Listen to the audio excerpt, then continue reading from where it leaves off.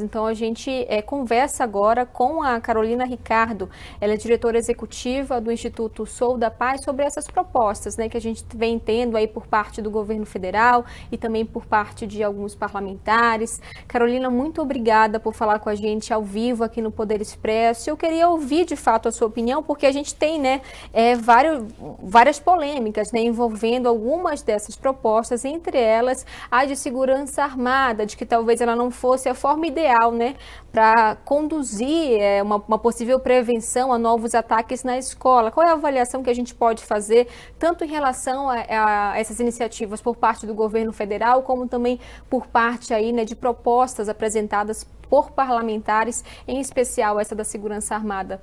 Muito boa tarde para você.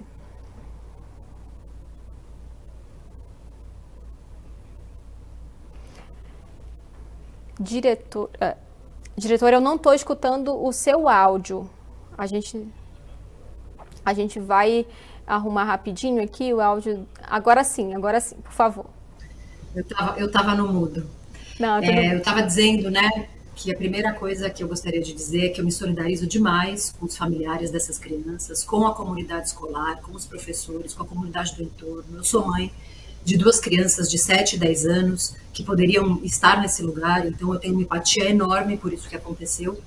E é por isso que eu estou aqui tentando fazer esse debate, né?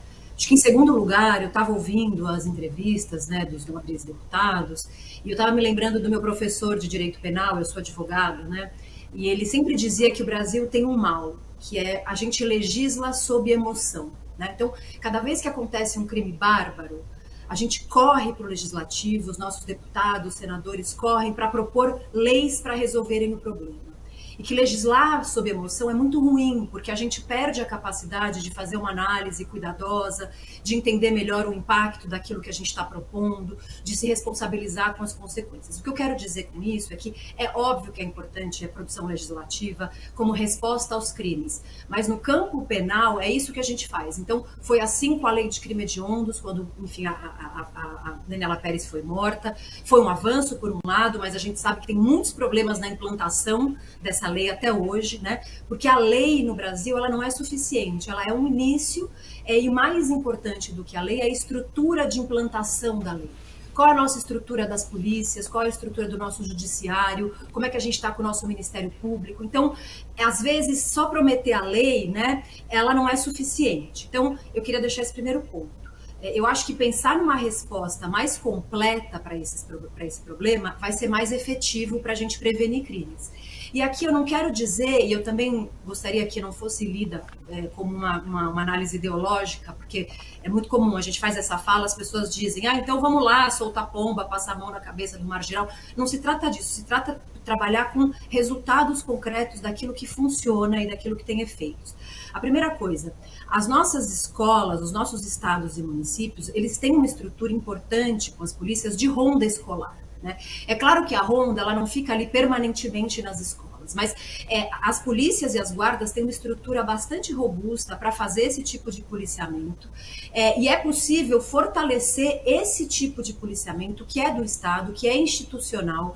Existem mecanismos de intersecção dessas rondas com as escolas, né? Então, ao invés de fazer uma lei para se obrigar novos vigilantes, né? Muitas vezes você não vai saber qual é o treinamento, se essa pessoa tem, né, de onde ela vem. Muito melhor fortalecer a ronda escolar, feita por profissionais de segurança, que podem pensar muito melhor uma aproximação com a escola. Então, se for para pensar na resposta de segurança, né, que é a primeira coisa que aparece, eu iria por esse caminho, sabendo que ela é parte da solução, e aliás, parte pequena da solução.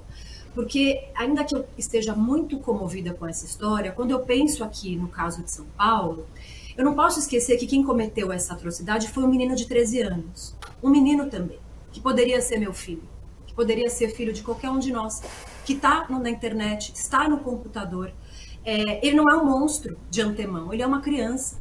E se a gente simplesmente coloca a segurança armado, a gente vai fechar os olhos para aquilo que está gerando casos como esse. né? E aí é uma visão meio míope. Então vamos lá, vamos defender. É claro que em alguns casos isso até poderia ter algum efeito, mas a gente deixa de olhar o problema na sua essência.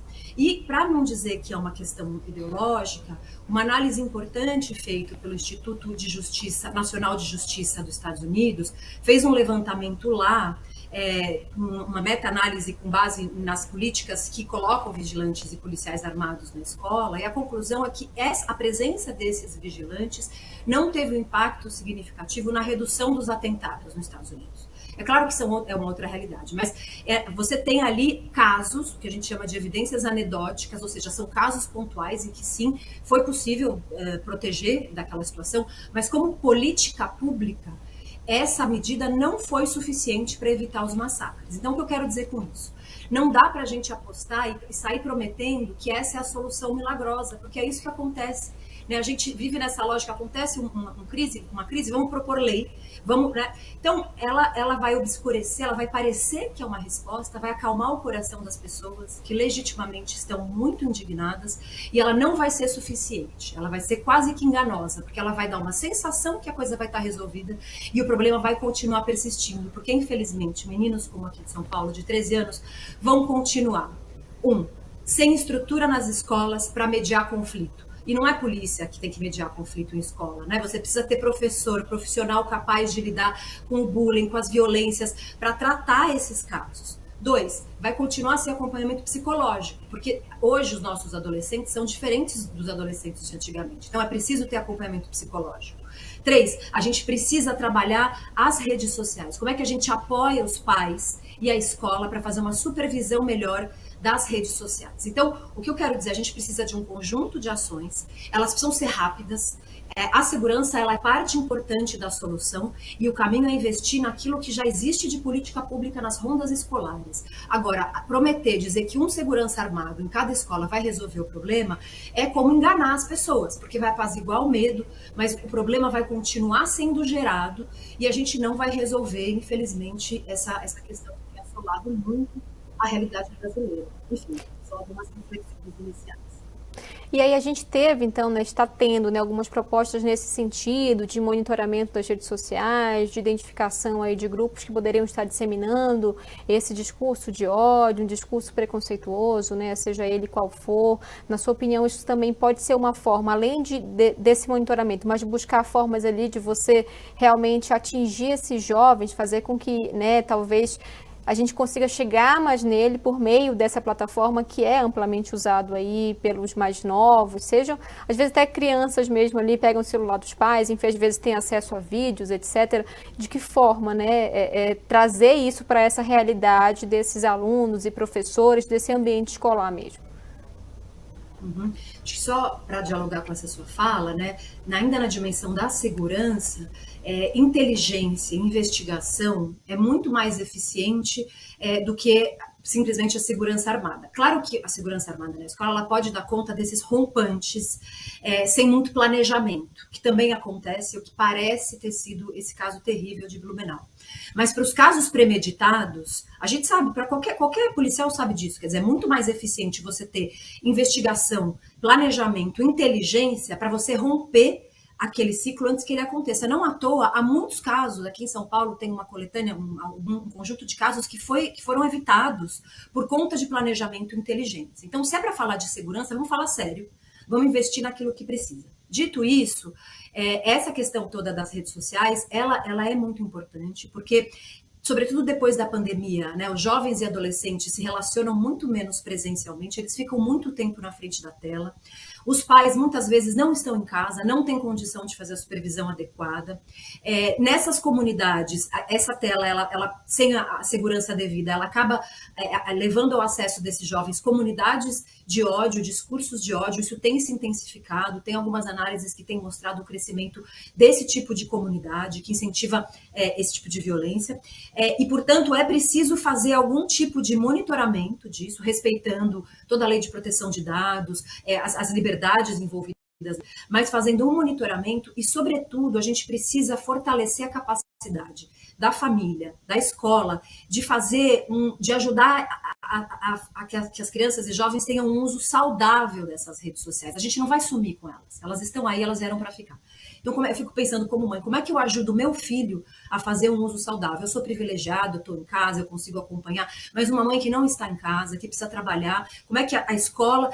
porque esse menino vai continuar fazendo uso. Então, como é que a gente garanta que ele não esteja acessando conteúdos de ódio, que ele não esteja em comunidades que valorizam o uso da arma de fogo, que valorizam esse tipo de ataque? Então, é preciso, fazer uma supervisão, um monitoramento efetivo do ponto de vista policial, né, para a gente acompanhar e evitar que os casos aconteçam, e criar uma política para ajudar famílias e escolas a fazerem essa supervisão.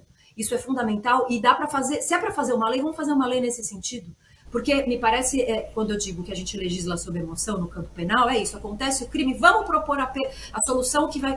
Não tem uma solução milagrosa, não vai dar conta. Então, vamos pensar com um pouco calma, com rapidez, mas com calma, e naquilo que dá resultado, aquilo que tem evidências de que funciona, né? Então, eu iria muito por esse caminho. Carolina Ricardo, diretora executiva do Instituto Sou da Paz, muito obrigada pela sua participação aqui no Poder Expresso. Uma ótima noite para você.